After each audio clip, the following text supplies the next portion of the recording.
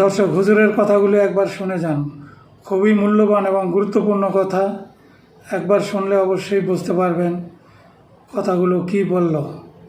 যাদের মা আছে এমনও আছে না, বাবা আছে না, আমার একটা আবদার মনে রাখবেন, আপনার মা বাবা যদি আপনার টাকা দিয়ে ওনাদের পেট চলে, যেটা আমাদের সমাজে বলে আর কি, আপনি চালান আপনি খাওয়ান, এমন যদি হয় এই কথা কখনো চিন্তায় আনবেন না আমি আমার মারে খাওয়াই, এ কথা চিন্তায় আনবেন না আমি আমার বাবাকে খাওয়াই, বরং ওনাদের উসিলায় আল্লাহ আপনাকে কামানোর তৌফিক দান করেছে। মনে রাখবেন, মা বাবার জন্য প্রতি মাসে আপনার সামর্থ্য অনুযায়ী কিছু খরচ রেখে দিবেন। জোরে জোরে জোরে। প্রত্যেক মাসে সন্তানের পক্ষ থেকে মার জন্য একটা আলাদা হাদিয়া দিবেন, বাবার জন্য একটা আলাদা হাদিয়া দিবেন।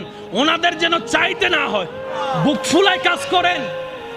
মার জন্য দেন, বাবার জন্য দেন। ঘরে বউ থাকলে বউকে বলেন, ও বউ, তোমার মা বাবা রেখে আসছো, আরেক মা বাবা এখানে আছে,